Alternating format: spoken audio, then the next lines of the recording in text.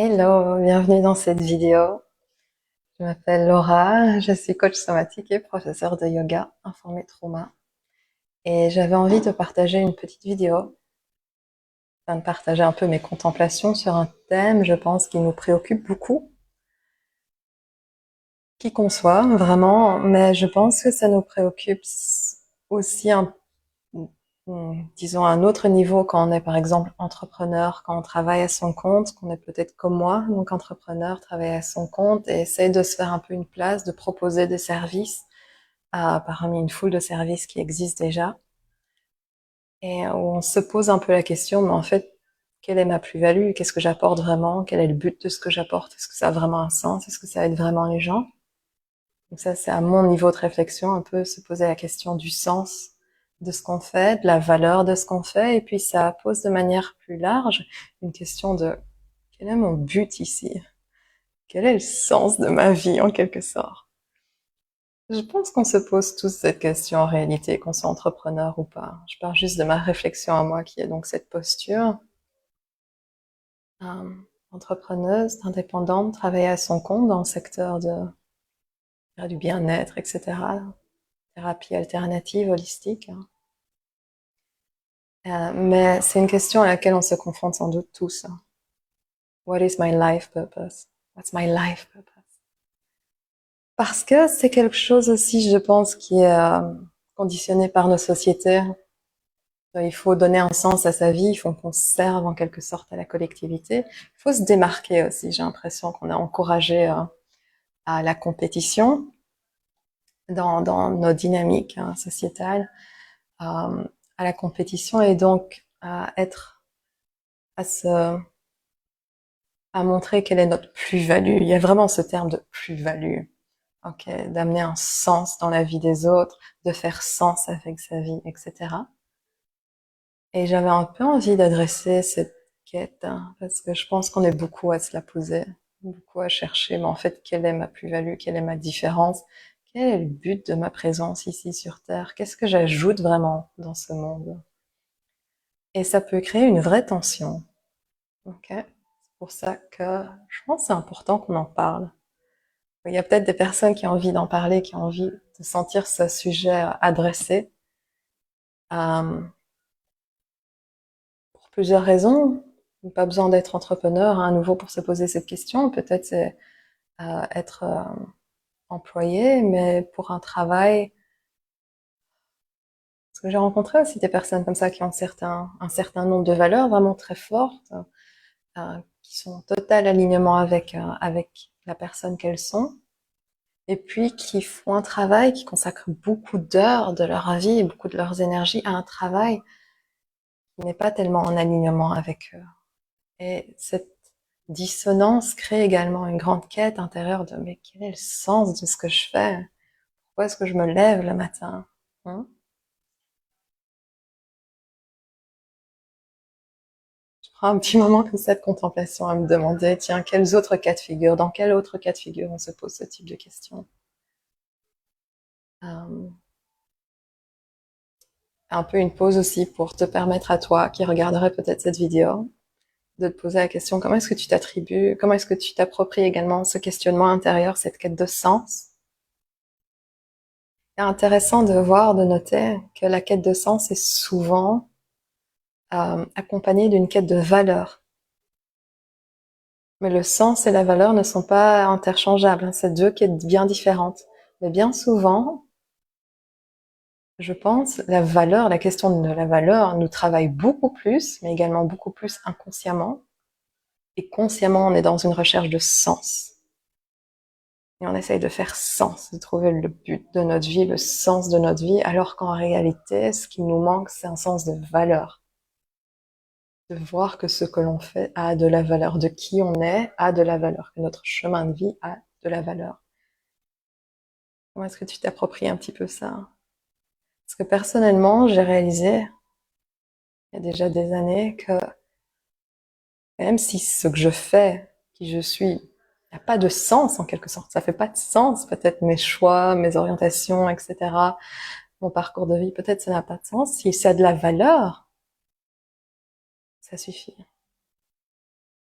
s'il y a une valeur qui est reconnue, validée par mon cœur, reconnue par les yeux de mon cœur, il y a un alignement intérieur. Le sens se crée autour de la valeur également. Ça, c'est un questionnement pour toi. Est-ce que tu as déjà remarqué un peu ces liens inconscients entre valeur et sens? Et quand est-ce que dans ta vie, tu as peut-être été dans une quête de sens, alors qu'en réalité, ce qui manquait plus pertinemment, c'était un sens de valeur en réalité. C'était une validation de la valeur que ta vie possède. Et qu'inconsciemment, pour combler ce sens de cette perception d'un manque de valeur, de parvenir à valoriser sa propre vie, on va essayer de faire de plus en plus sens de sa vie.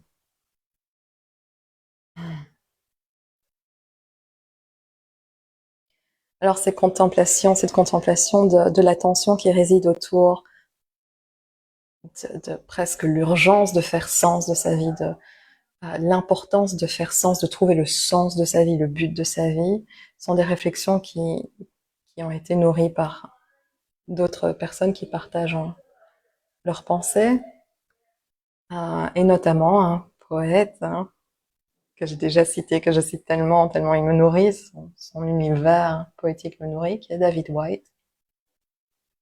Et David Whyte nous invite à renouer ou à retrouver la nature conversationnelle de la réalité. Conversational nature of reality. D'être en conversation avec le monde. Et si tu rejoins mon cycle Soma et Poésie, qui t'invite à réclamer ton pouvoir de guérison, réclamer ton pouvoir de création, afin de te créer dans ton quotidien, où que tu sois, peu importe ce à quoi tu fais face, des espaces de guérison.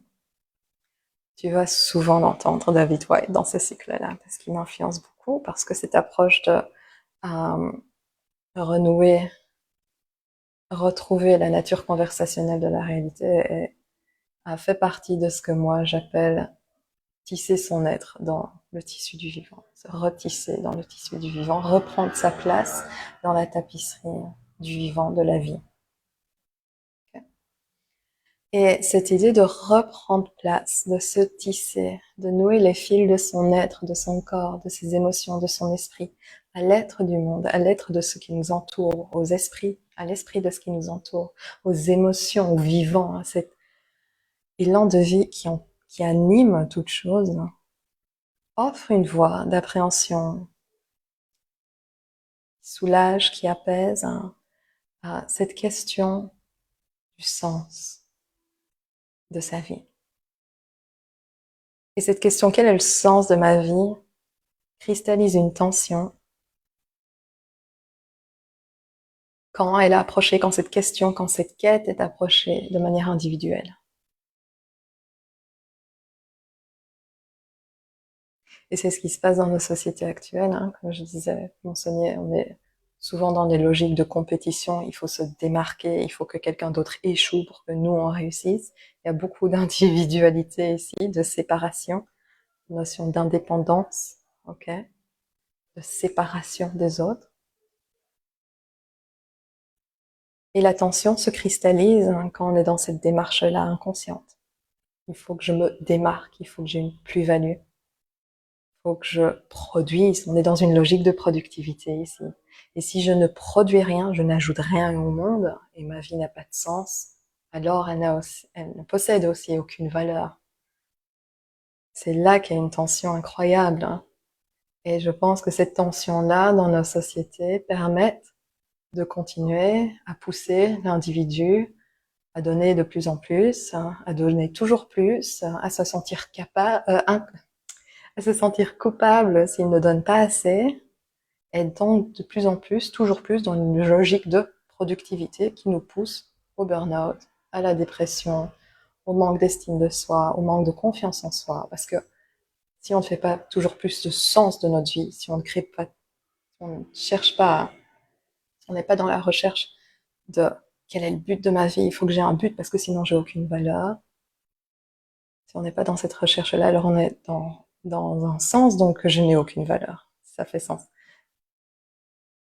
Je m'en mêle un peu les pinceaux peut-être quand je m'exprime. Est-ce que c'est clair? ce que j'essaie de partager. Que cette individualité nous pousse à ressentir une énorme tension autour de l'idée qu'il faut que notre vie fasse sens. Et que ce sens, on le construit nous-mêmes indépendamment d'autrui,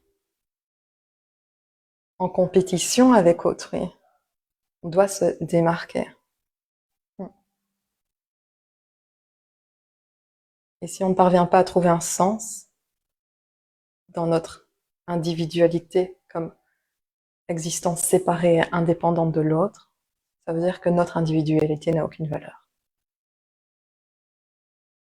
Est-ce que vous me suivez? Est-ce que tu me suis? Est-ce que tu trouves, tu perçois également cette logique à l'œuvre dans les mentalités inconscientes collectives? Peut-être que tu perçois également cette tension dans ta propre vie.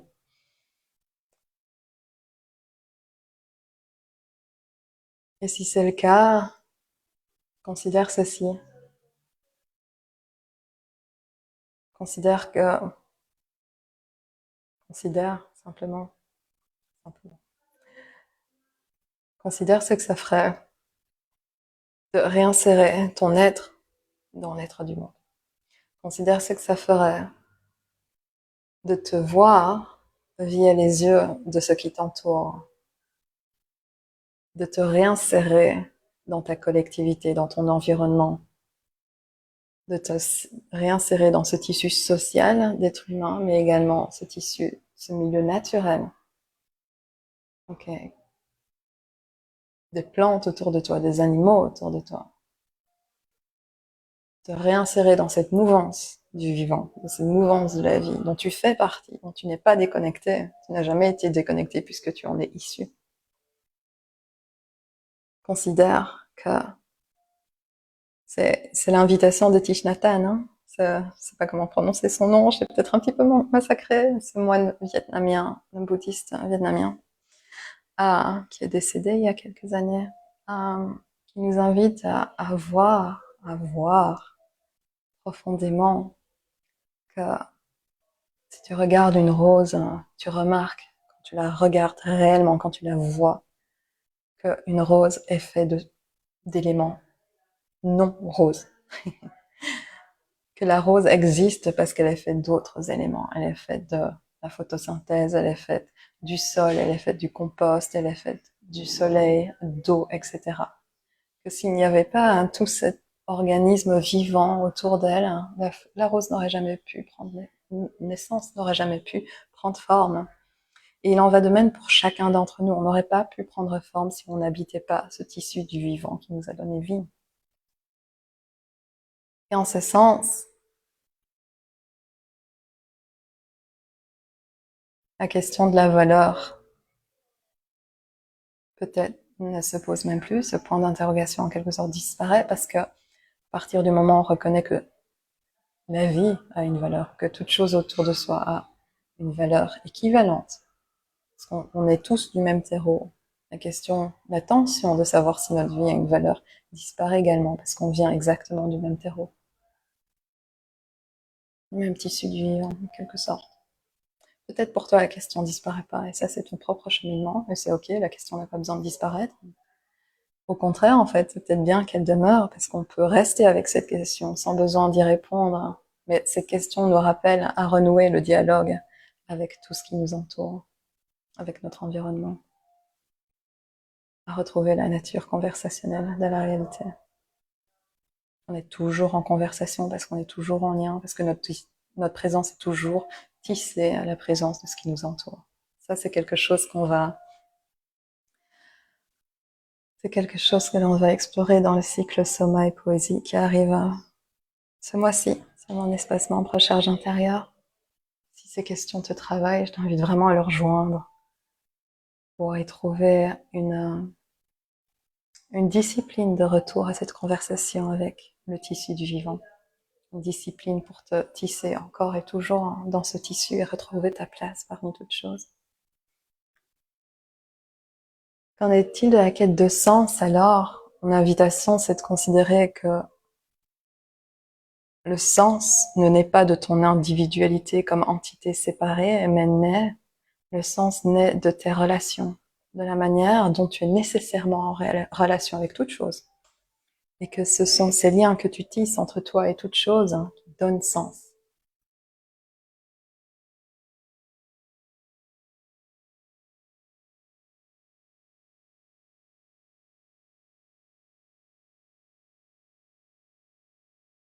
C'est la relation elle-même qui fait sens.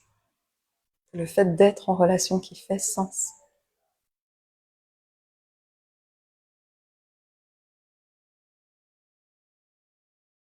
Le sens n'est pas à trouver n'est pas à être confiné à ce que tu produis dans ton travail.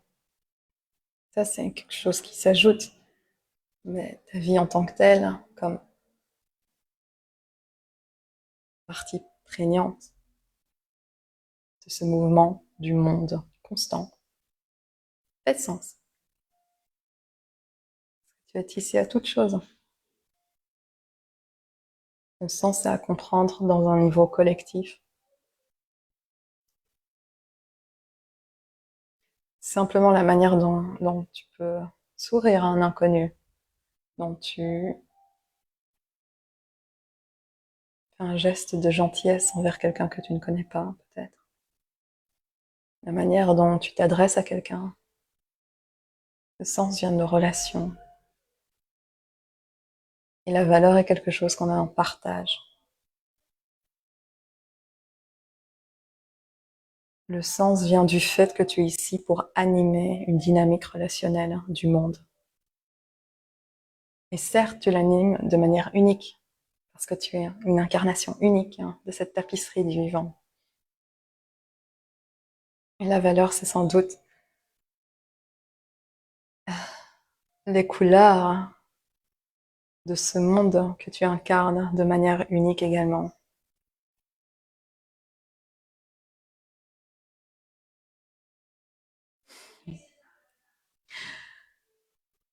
Je pense que c'est tout ce que je voulais partager aujourd'hui sur le sujet. Et t'inviter alors, si ce thème résonne, si tu as envie de creuser cet aspect, de renouer le dialogue entre toi et le monde, de te faire accompagner de la présence du monde, des poètes, de certains poèmes que je te partagerai au cours du cycle, parce que les poèmes utilisent le langage et notre langage est lié à notre imaginaire. Donc via le langage, on peut réveiller tout un monde imagé, utiliser d'autres parties de notre esprit, beaucoup plus fécondes, beaucoup plus fertiles pour appréhender notre vie. Et également, donc il y a cette approche poétique du langage de l'imaginaire. Et renouer également un dialogue avec le corps, parce que le corps est notre porte d'accès au monde qui nous entoure. Simplement parce que c'est dans le corps qu'on ressent, c'est dans le corps qu'on vit. S'il y avait nos différents sens, on en a plus que 5, c'est à travers nos différents sens, à travers notre corps tout entier qu'on reçoit le monde, qu'on l'écoute, qu'on le reçoit, qu'on l'entend. Et cette sagesse est une conversation continue entre le monde et soi-même, entre le monde et le corps et soi-même, notre esprit, notre pensée, notre imagination.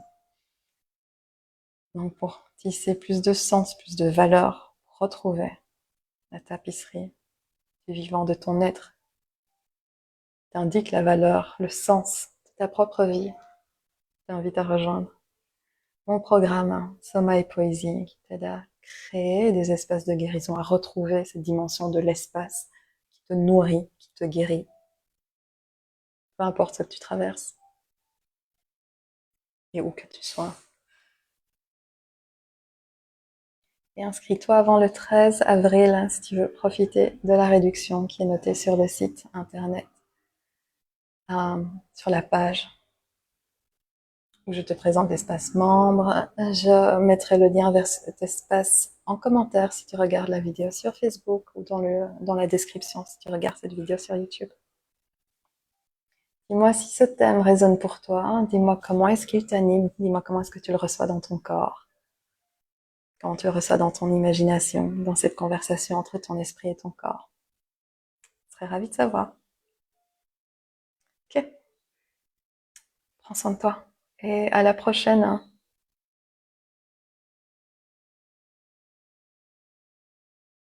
C'est de cliquer sur le bouton, mais il y a quelque chose devant. Ok, bye bye.